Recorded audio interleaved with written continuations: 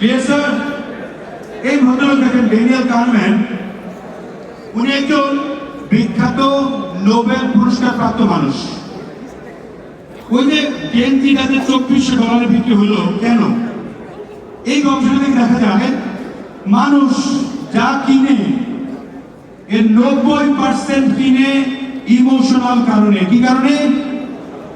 Emotional কারণে। আমরা অনেকেই ভয় পাই, খালি বলি যে আমার প্রোডাক্টের দাম বেশি, মানুষ কিনতে চায় না, প্রোডাক্ট প্রাইস এই সেই। ভাই ভুয়া কথা। আপনি যদি তার ইমোশনকে কানেক্ট করতে পারেন তাহলে ওই মানুষ এটা কিনে ফেলেন।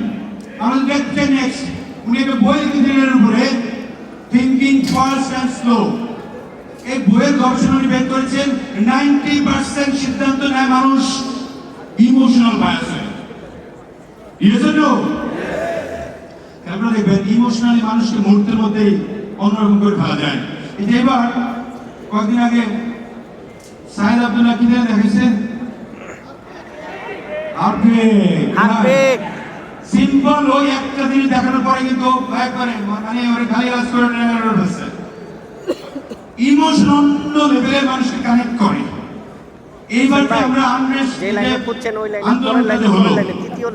বাংলাদেশের আপামর জনসাধারণ প্রত্যেকে যে নামলো, আমি আমার 16 তারিখ থেকে 4 তারিখ থেকে 4 আগস্ট ওই দিন আমি আমার ছেলেকে নিয়ে নেমেছি, আমার মিসেসকে নিয়ে নেমেছি। আরো আগে পারেন হোসেন ভাই, আরো আগে পারেন, আরো আগে পারেন। আলাদা করে এবার ডাইন পাশে দেখেন, ডাইন পাশে ডাইনে। কেন হোসেন ভাই ডাইনে? ইমোশনাল কানেকশন হয়। বসেন বসেন। কারণ কষ্ট হয়েছে আউটসাইডের ওই ছবি দেখতে, কষ্ট হয়েছে মুগ্ধর ছবি দেখতে, কষ্ট হয়েছে যখন একজনকে ইয়ে থেকে ফেলে দিয়েছে ট্যাঙ্ক থেকে, এটা নিতে পারি নাই, ঘুম আসে নাই। এই জন্য এই যে জায়গাটা ইমোশনাল কারণে আজকে সারা বাংলাদেশের মানুষ স্বৈরাচারকে পতন করে দেশ ছেড়ে পালানোর ব্যবস্থা করেছিল।